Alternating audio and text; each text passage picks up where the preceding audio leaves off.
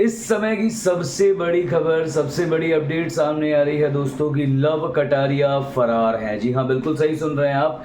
ऐसा बताया जा रहा है कि लव कटारिया जो है वो इस समय फरार चल रहे हैं। लेकिन क्या ये बात सच है, क्या ये बात झूठ है? सबसे पहले तो यही चीज़ क्लियर करेंगे। नमस्कार आप सभी का, आप देख रहे हैं फीफा फूज। मेरा नाम गणेश कांदू है, स्वागत करता हूँ आप सभी लोगों का। दोस्तों, एल्विश यादव का केस अब एक के बाद एक अलग अलग तरीके का टर्न लिए जा रहा है और ये जो टर्न्स हैं, बाय गॉड बता रहा हूँ, एक पिक्चर के ट्विस्ट से कम तो बिल्कुल भी नहीं। कभी इस केस में हमको ये सुनने को मिलता है कि एल्विश यादव ने अभी तक कुछ कबूला ही नहीं है, तो कभी ये सुनने को मिलता है कि एल्विश यादव ने सारी चीज़ें कबूल ली हैं। कभी ये सुनने को मिलता है कि विनय और ईश्वर अरेस्ट हो गए हैं, और जहाँ पर विनय जी ये बोलते बोलते जा रहे हैं कि कोई रेप पार्टी हुई ही नहीं है, ऐसा कुछ हुआ ही नहीं था, कोई ड्रग्स आया ही नहीं है, कुछ सप्लाई हुआ ही नहीं है। तो कहीं डीसीपी साहब से ये सुनने को मिलता है कि जो ईश्वर है उसका बैंक्वेट हॉल था, वहीं से सारी चीज़ें शुरू हुई थी।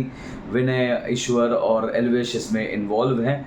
इस तरीके की बातें, बहुत सारी अलग अलग तरीके की घटनाएं, बहुत सारी अलग अलग तरीके के सवाल जो हैं वो इस समय उठ रहे हैं। लेकिन दोस्तों, सवाल ये भी है, इस समय सोशल मीडिया पर एक बात अपने आप उठती है, एक सवाल अपने आप उठता है कि आखिर लव कटारिया इन सभी किस्सों के बीच में कहाँ है।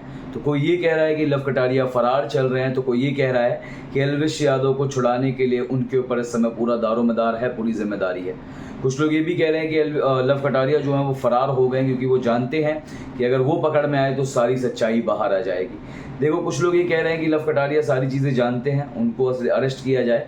तो कुछ लोग ये कह रहे हैं कि नहीं भाई, ये गलत है, एल्विश को भी छोड़ देना चाहिए, वो इस चीज़ में बिल्कुल इन्वॉल्व नहीं है। अब देखने वाली बात होगी कि क्या होता है, क्या लव कटारिया अरेस्ट होंगे, क्या लव कटारिया सच में फरार हैं। इस पर आप लोगों की क्या राय है, ज़रूर बताएगा मैं हमारे कमेंट सेक्शन में लिखकर। मिलते हैं आप सभी से अगले वीडियो में। धन्यवाद।